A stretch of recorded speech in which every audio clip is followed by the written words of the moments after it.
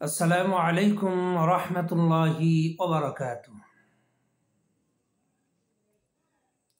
وعن عمر بن شعيب عن أبيه عن جده أن النبي صلى الله عليه وسلم قال خير الدعاء يوم عرفة وخير ما قلت أنا والنبيون من قلبي قبلي لا إله إلا الله وحده لا شريك له له الملك وله الحمد وهو على كل شيء قدير رواه الترمذي।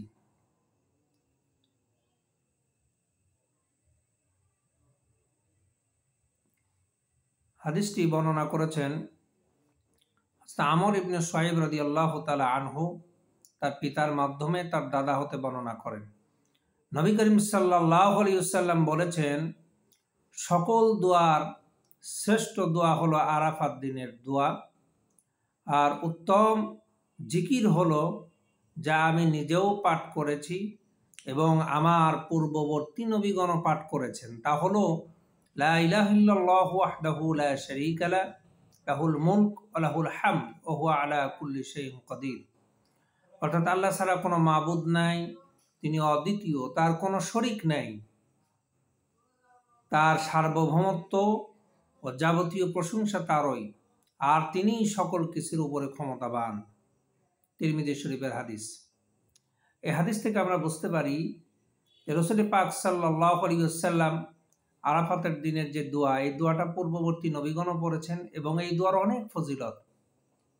অন্য একটা হাদিসে এসেছে, যে ব্যক্তি এই দোয়াটা প্রত্যেক দিন 100 বার পাঠ করবে, সারাদিন সমস্ত প্রকার বদনজর, জিন এবং সমস্ত খারাপি থেকে, অনিষ্টতা থেকে আল্লাহ রাব্বুল আলামিন তাকে হেফাজত করবেন। তাই আসুন আমরা এই দোয়াগুলি দৈনন্দিন পাঠ করি এবং নিজের শরীরে দম করি। আল্লাহ পাক আমাদের সমস্ত প্রকার বালা মুসিবত থেকে, জিন, জাদু এবং বদনজর, এই সমস্ত খারাপি থেকে আল্লাহ পাক আমাদের হেফাজত করবেন। আল্লাহ পাক আমাদের সকলকে, আল্লাহ পাক এই আমলগুলি করার তৌফিক দান করুন, আমিন। আসসালামু আলাইকুম ওয়া রাহমাতুল্লাহি ওয়া বারাকাতুহু।